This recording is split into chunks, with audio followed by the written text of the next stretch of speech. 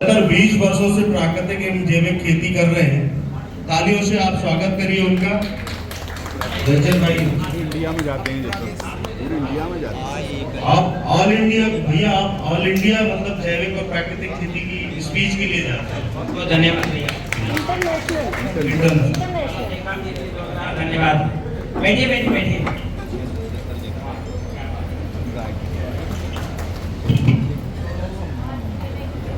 मैं विषय रखूं क्या? देखो ऐसा है कि अभी जो समस्या खरपतवार बताया, वाकई में जैविक खेती की सबसे बड़ी समस्या है। और ये समस्या में 7 साल से लगातार अध्ययन किया, समझ ही नहीं आ रहा था कैसे किए। फिर हमने इसके 2 समाधान निकाले हैं, एक भौतिक है और एक जो है सूक्ष्म समाधान है। सूक्ष्म समाधान क्या है? मिट्टी जितनी मुलायम होगी खरपतवार उतने कम उगेंगे। नोट कर लो आप, मिट्टी जितनी कड़क होगी खरपतवार उतना ज्यादा उगेगा। आपने देखा होगा पहले हल से जुताई करते थे तो खरपतवार कम थे। जैसे हमने ट्रैक्टर से जुताई और गहरी जुताई की है, खरपतवार बढ़ा कि घटा? बताओ आप सब लोग।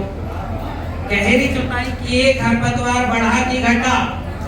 जितनी मिट्टी कॉम्पैक्ट होगी उतने नए नए ताके खरपतवार उगेंगे, और ऐसे ऐसे उगेंगे कि आप रोक ही नहीं सकते। और खरपतवार फसल को घटाते हैं, इसमें भी किसी का संदेह है क्या? कचरा होगा तो फसल कम होगी, बहुत कम होगी। तो पहली बात तो नोट करो, जितनी कड़क होगी मिट्टी उतना ज्यादा खरपतवार होगा। अब मिट्टी मुलायम करते हैं तो कैसे करते हैं? एक उदाहरण देता हूं, फिर बात करते हैं। आपने देखा होगा हमने जो है तालाब में कभी जुताई की क्या? नहीं करते ना। और तालाब में पानी आया, 15 दिन पानी गिरा, तालाब भर गया, और 15-20 दिन में तालाब की 4 इंच की मिट्टी मुलायम हो जाती है, और 2 इंच की मिट्टी तो मक्खन जैसी हो जाती है। हाँ कि ना? वहां जुताई हुई थी क्या? हुई थी जुताई। और मिट्टी कैसे बनी? मक्खन जैसे। वहां धान का एक बिचड़ा गिर गया, एक पौधा गिर गया, तो कण से कितने आते हैं? 70-80 आते हैं। हम खेत को बहुत ज्यादा जुताई करते हैं, खरपतवार भी खूब आते और मिट्टी कॉम्पैक्ट हो जाती है। तो मैंने बिना जुताई की खेती विकसित की है। जब तक खेती में जुताई होगी खरपतवार आएंगे, कोई नहीं रोक सकता। तालाब खेत से अंदर। हाँ मैं बता रहा हूँ, आपका जो है खेत तालाब भी था। आपने देखिए खेत की मेड़ में तालाब इधर है और हमारे इधर खेत है। आप खेत की मिट्टी को, तालाब की मिट्टी को खेत जैसा बना सकते हैं और खेत की मिट्टी तालाब जैसा। आपको क्या करना है? सबसे पहले अभी अगर पानी ना भरा हो ना तो 15-20 ट्राली खेत की तालाब की मिट्टी डाल दो। मैं गारंटी देता हूँ 10 कुंटल प्रोडक्शन बढ़ेगा इसी साल। कौन कर सकता है बताओ? नाम नंबर नोट कराओ। 10 क्विंटल की गारंटी दे रहा हूँ। किए हैं कर रहे हैं। ठीक है? हाँ ठीक। हाँ, और आप किए हैं तो मैं आपके दिखता हूँ। आपको तालाब की मिट्टी डालनी है। और बता रहा हूँ, और इस मिट्टी पे नेशनल अवार्ड है, राष्ट्रपति अवार्ड है। आपके पास अगर जेसीबी है, गांव में है, तो अभी भी टाइम है। जेसीबी से 5 फुट गहरा मिट्टी खोदो, ऐसे जगह की जहाँ वर्जिन लैंड है, मतलब जहाँ खेती ना हुई। मेड़ को भी खोद सकते हो आप। कितना फुट खोदना है? 5 फुट। कैसे?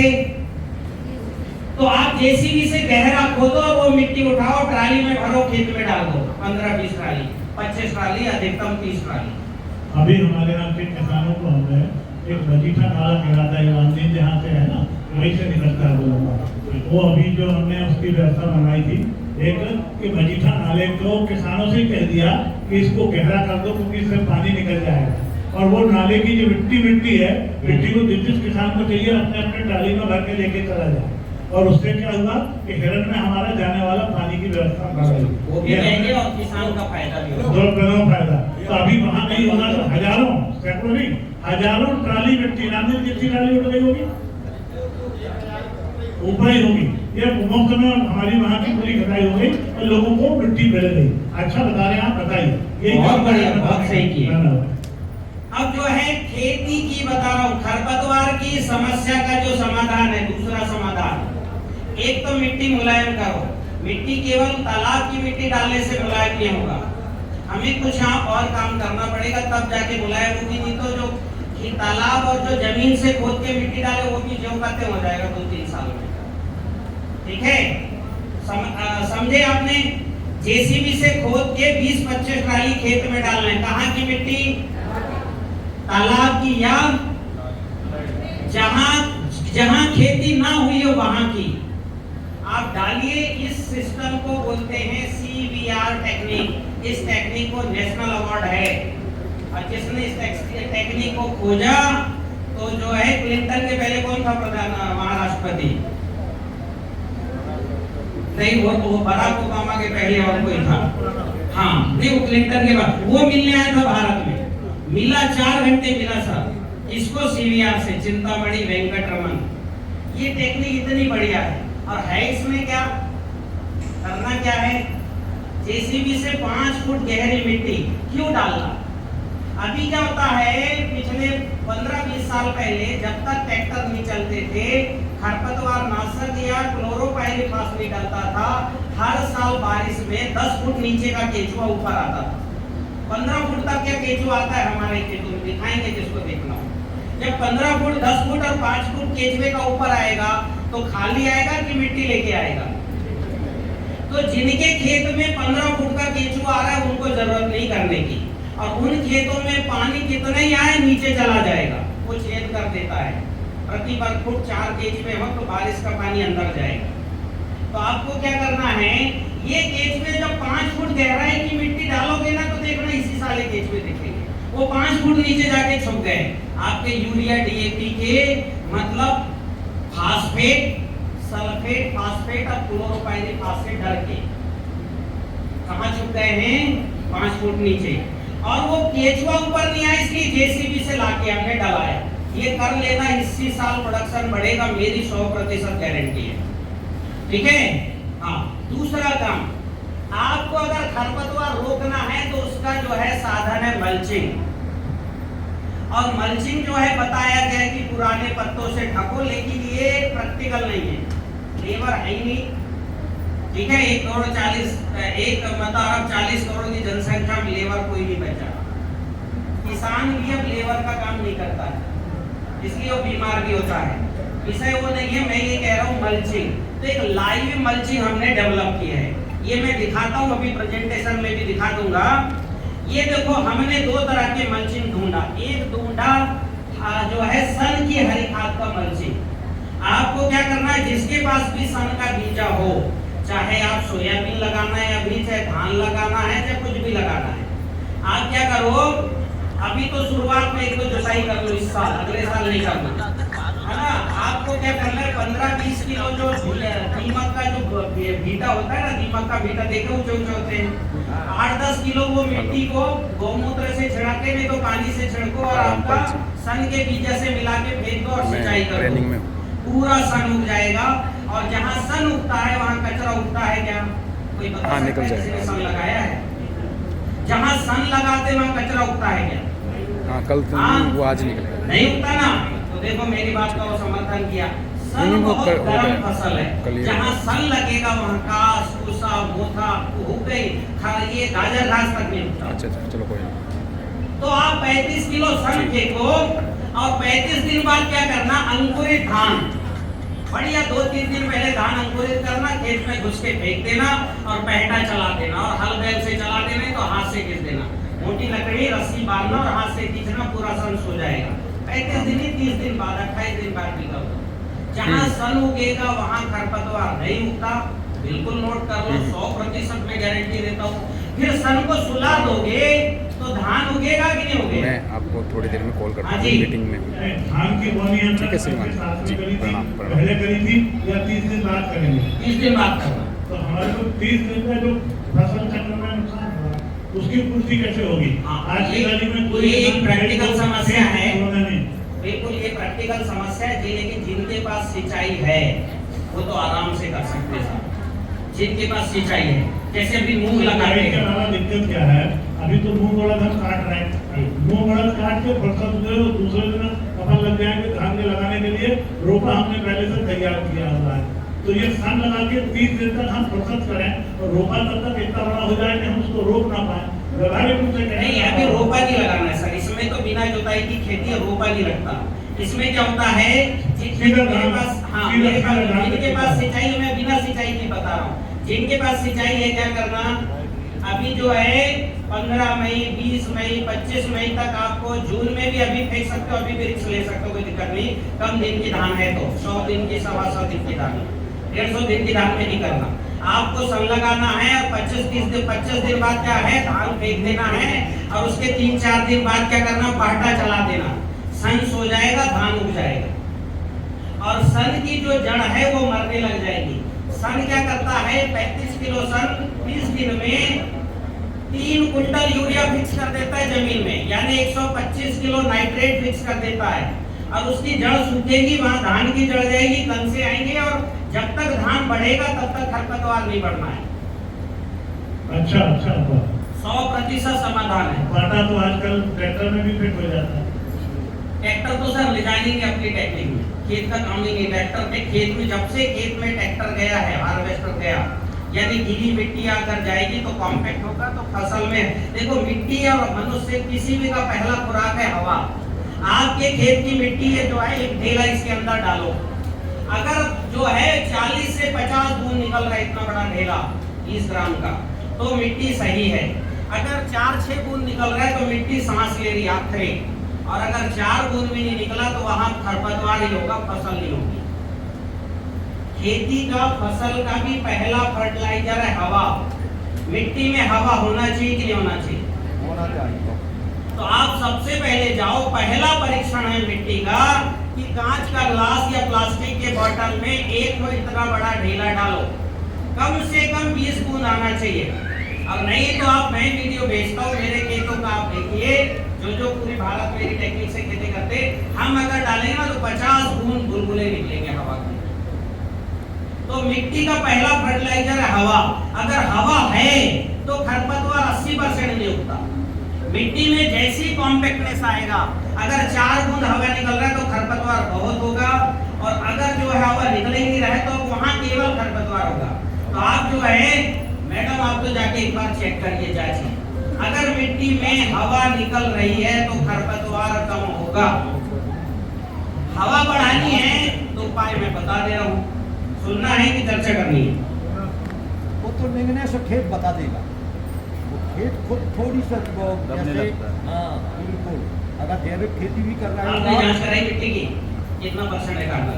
कैसे कार्बन कितना परसेंट है मिट्टी में? ये नहीं बताएंगे, हम निगने से बता देंगे आपके खेत नहीं, में कि आप आप जैविक खेती जांच कर रहे हैं तो कराना बताएंगे। चाहिए, तो मैंने पूछा इसलिए मिट्टी की जांच कराना चाहिए। अभी आप बोल रहे थे तो मैंने आपका पूछा।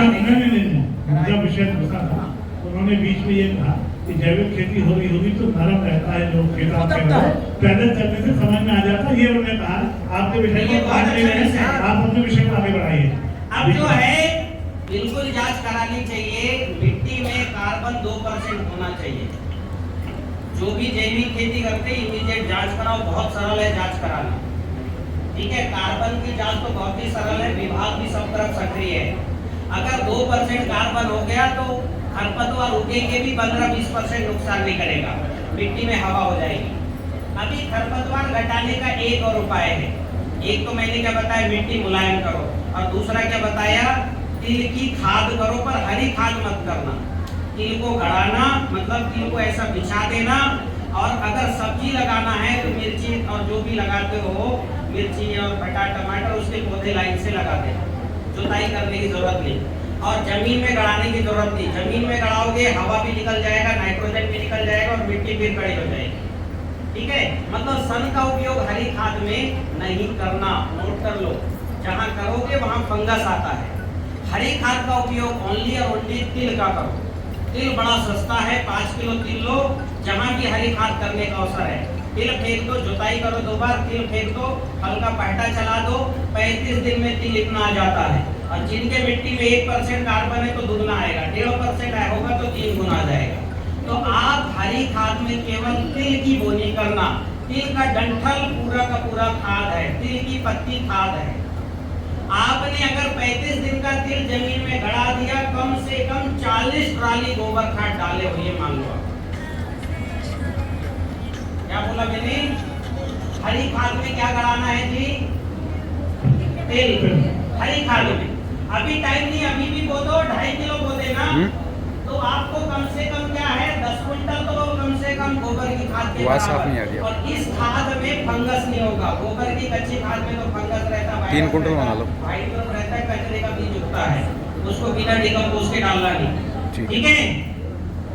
अभी एक और जो है खरपतवार नियंत्रण करना है, अगर डायरेक्ट बोनी करनी है तो धान की मैं बताता हूँ। आप क्या करो, जो है 15 किलो धान लो और 2.5 किलो तिल ले लो, दोनों को एक साथ बोना है। दोनों को क्या करना है, 2.5 किलो तिल और धान कितना लेना है, 15 किलो धान। रिसर्च वाली हाइब्रिड होगी तो 7-8 किलो। दोनों को क्या करना है, एक साथ बोनी करना है, 2 बार जुताई करके। और 20-25 दिन बाद पूरे खेत में धान ही दिखेगा, घबराना मत, तिल ही तिल दिखेगा, बिल्कुल मत घबराना। बढ़िया पानी भरना अगर भरते बनता है तो, और पानी भर के पहटा चला देना। पहटा कैसे चलाते पता है, हल बैल में पीछे पट्टा लगता है, चढ़ के चलाते हैं। अगर वो चला सको तो ठीक, नहीं तो छोटी वाली ट्रैक्टर लेना, ठीक है। और उसमें क्या करना कि वो छोटी ट्रैक्टर में पीछे बांध के और पहले सूखी मिट्टी में रफड़ देना, फिर पानी से भर देना। ये कर सकते हो आप। ऐसा करोगे सबसे अच्छा, तो पानी भर के अगर पहटा चलाओगे तो तिल गड़ जाएगा और धान उड़ जाएगा, यानी नर्सरी हो गई। आप ऐसा करोगे तो 50% खरपतवार नहीं आएगा और तिल जो जमीन में गड़ेगा वो खाद हो जाएगा और धान बहुत अच्छा आएगा, कम से कम 5 क्विंटल धान पड़ेगा। ठीक है। इसके अलावा जो है आप सबका एक व्हाट्सएप ग्रुप अगर है क्या कोई ग्रुप विभाग का, तो मैं ये कुछ जो है यूरिया डीएपी बनाने के फार्मूले बनाए हैं, ये सब बता दूं। ये यूरिया डीएपी बनाने के फार्मूले हैं, चाहो तो आप जो है मोबाइल करके रिकॉर्ड कर लो या लिख लो, ठीक है। मैं इसे प्रेजेंटेशन भी बता देता हूँ। ये जो है 100% यूरिया के विकल्प हैं, ये 100%, ठीक है। आप जहां डालोगे आप देखना, मेरी फसल पर 2500 वीडियो है यूट्यूब में, एक भी फसल में यूरिया की कमी नहीं है। वो तो आप बता देना, देखो ये पत्ती पीली दिख रही है। तो रामदीन जी जो बता रहे थे हम खेती करके सफल हो गए, रामदीन कितना % मेरे आप टेक्निक इस्तेमाल कर रहे हो, परसेंट में बताओ। 50%, ठीक है। तो अब ये 50% टेक्निक इस्तेमाल कर रहे हैं। जिस दिन ये कर लेंगे, इसमें वो 100% में मूल विज्ञान सीवीआर मिट्टी और तालाब की मिट्टी शायद नहीं डाली हो, नहीं तो इनका 13 कुंटल धान कभी नहीं होता, 20 कुंटल से नीचे होता ही नहीं अपनी टेक्निक में, ठीक है। तो आप क्या करना कि आपको क्या करना है भाई कि खेत सबसे पहले जो है जड़ लाल पड़ जाती धान की। 35 दिन का धान का पौधा किसने उखाड़ के देखा है, हाथ उठाओ। हमने धान का पौधा उखाड़ा है। धान वाले कितने किसान हैं, हाथ उठाओ। धान लगाते संख्या कम है। धान का पौधा उखाड़ के देखे हो कैसा रहता है जड़, नहीं देखे। तुमने किसी ने देखा है जड़ कैसे रहती है? हाँ, लाल पड़ जाती जड़। ये बताओ लाल जड़ स्वस्थ है कि अस्वस्थ है, मरी है कि जिंदी है?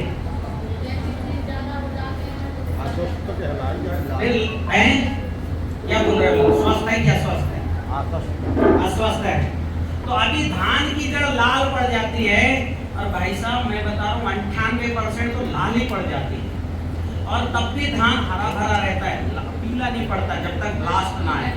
लेकिन क्या होता है आपने देखा होगा 35 दिन बाद रोज 35 दिन में 35 कण से देखते हैं, पर 35 दिन बाद रोज एक कण से मरते रहते हैं, और धान जब काटते तो 4 ही कण से मिलते हैं, हाँ कि ना? धान काटते तो 4 कण से, और 35-40 दिन बाद कितने कण से रहते हैं?